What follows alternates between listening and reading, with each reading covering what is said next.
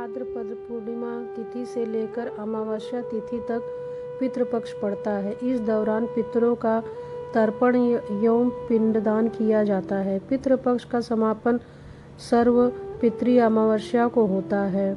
इस पक्ष में प्रतिदिन पितरों का तर्पण एवं पिंडदान करना चाहिए।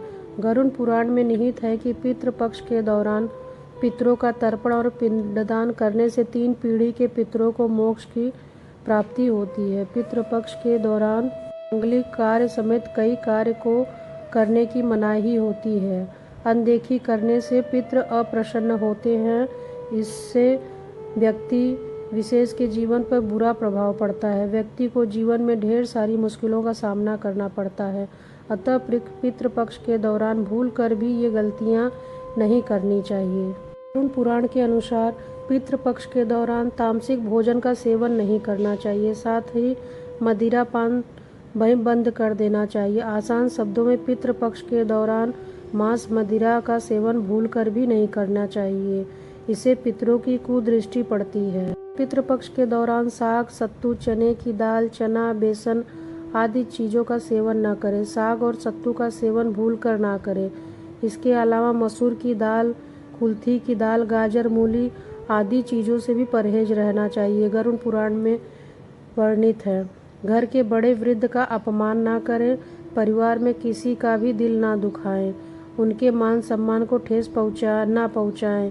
इसके साथ ही पशु पक्षी जीव जंतु को भी ना सताएं। पितृपक्ष के दौरान कोई भी खरीदारी नहीं करनी चाहिए और ना ही नए रंग के वस्त्र धारण करने चाहिए।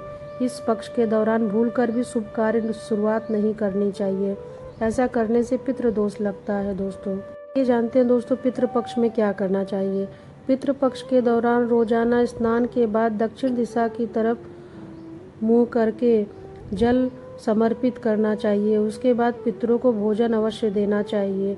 पितृपक्ष के दौरान पितृ चालीसा का पाठ और पितृ मंत्रों का जप करना चाहिए। पितृपक्ष के दौरान दोस्तों रोजाना संध्या काल के समय छत पर दक्षिण दिशा की तरफ मुंह करके सरसों के दीपक का तेल जलाना अति उत्तम होता है।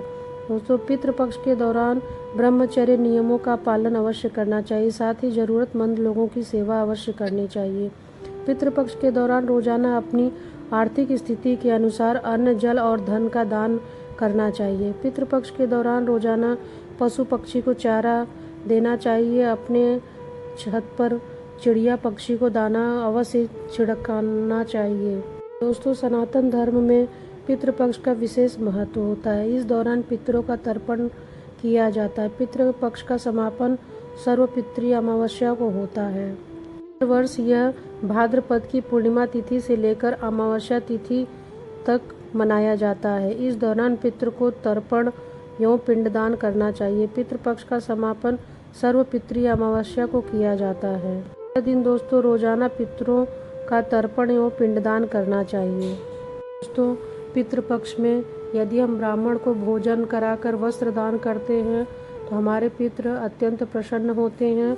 वंश वृद्धि और धन धान वृद्धि का आशीर्वाद दे करके पृथ्वी लोक से जाते हैं। पितृ मुक्ति के लिए दोस्तों हमें गया आदि में जाकर पिंडदान कराना चाहिए। इससे हमारे पितृ मुक्त होते हैं, अपने परिवार को सुख समृद्धि का आशीर्वाद देते हैं और बैकुंठ धाम को जाते हैं। आइए दोस्तों सुनते हैं पितृपक्ष की कथा। पितृ की पौराणिक कथा है। जोगे तथा भोगे 2 भाई थे। दोनों अलग अलग रहते थे। जोगे धनी था, भोगे निर्धन था। दोनों में परस्पर बड़ा प्रेम था। जोगे की पत्नी को धन का अभिमान था, किंतु भोगे की पत्नी बड़ी सरल हृदय की थी और सरल स्वभाव भी उसका था। पितृपक्ष आने पर जोगे की पत्नी ने उससे पितर का श्राद्ध करने के लिए कहा। जोगे इसे अर्थ का कार्य समझकर व्यर्थ समझने लगा, चेष्टा की करने लगा, किंतु उसकी पत्नी समझती थी कि यदि ऐसा नहीं करेंगे तो लोग बातें बनाएंगे। फिर उसे अपने मायके वालों को दावत बुलाने और अपनी दिखाने का यह उचित अवसर लगा। अतः वह बोली, आप शायद मेरी परेशानी की वजह से ऐसा कर रहे हैं, किंतु इसमें मुझे कोई परेशानी नहीं होगी। मैं भोगे की पत्नी को बुला लूँगी, दोनों मिलकर सारा काम कर लेंगी। लेकिन उसने जोगे जोगे को अपने पीहर न्योता देने के लिए भेज दिया। दूसरे दिन उसके बुलाने पर भोगे की पत्नी सुबह सुबह आकर काम में जुट गई। उसने रसोई तैयार की, अनेक पकवान बनाए, फिर सभी काम निपटाकर अपने घर आ गई। फिर उसे भी पितरों का तर्पण करना था।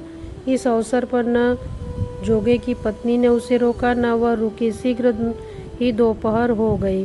पितर भूमि पर उतरे। जोगे भोगे के पितर पहले जोगे के यहाँ गए तो देखा कि उसके ससुराल वाले वहाँ पर भोजन पर जुटे हुए हैं। निराश होकर वह भोगे के यहाँ गए।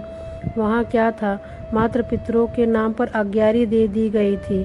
पितरों ने उसकी राख चाटी और भूखे ही नदी के तट पर जा पहुँचे। थोड़ी देर में सारे पितर इकट्ठे हो गए और अपने अपने यहाँ के श्राद्धों की बड़ाई करने लगे। जोगे भोगे के पितरों ने भी अपनी आप बीती सुनाई। फिर वे सोचने लगे, अगर भोगे समर्थ होता तो शायद उन्हें भूखा न रहना पड़ता, मगर भोगे के घर तो 2 जून की रोटी भी खाने को नहीं थी।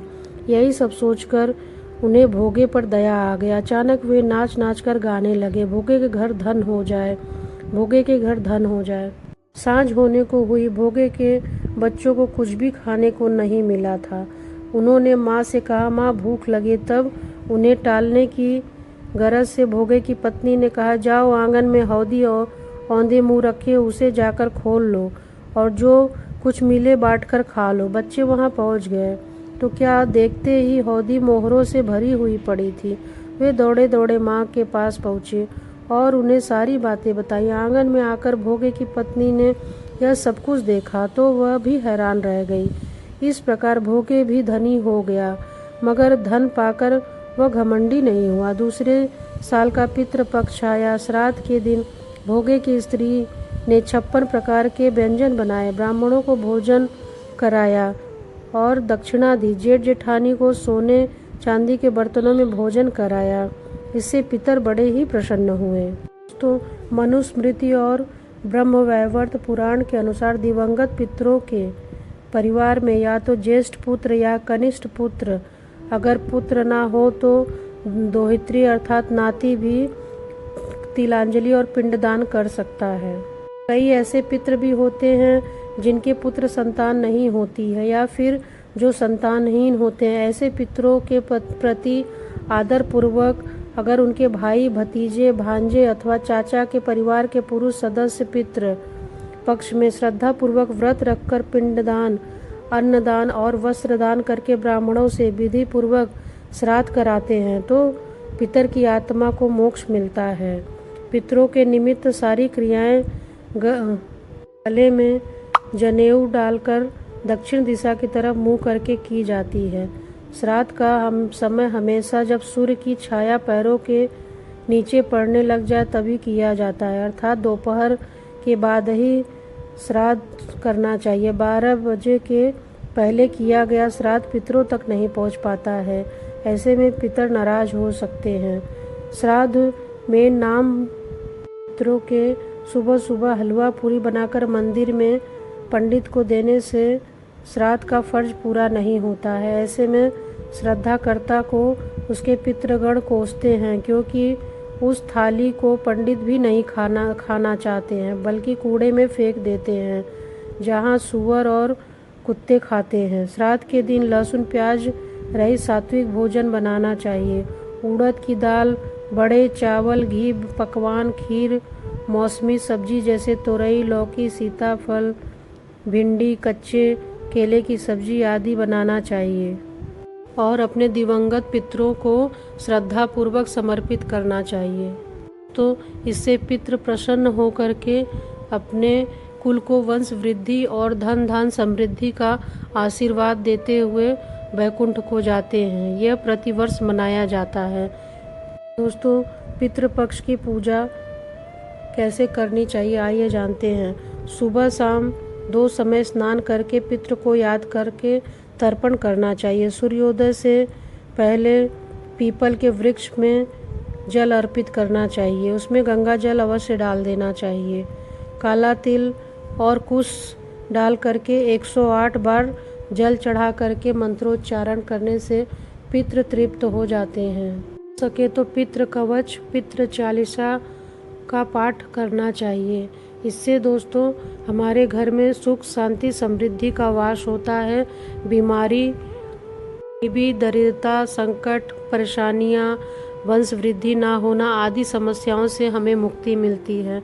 यह बहुत ही सरल और साधारण उपाय है दोस्तों, जो हमें अवश्य करना चाहिए। जो परिवार ये न करते हैं तो उन्हें पितृ दोष लगता है, जिससे अचानक गंभीर बीमारियां, गरीबी, दरिद्रता, आकस्मिक दुर्घटना आदि होता है, जिसे आज हमारे इस दोष का नाम देते हैं। ओम पितृवे नमः।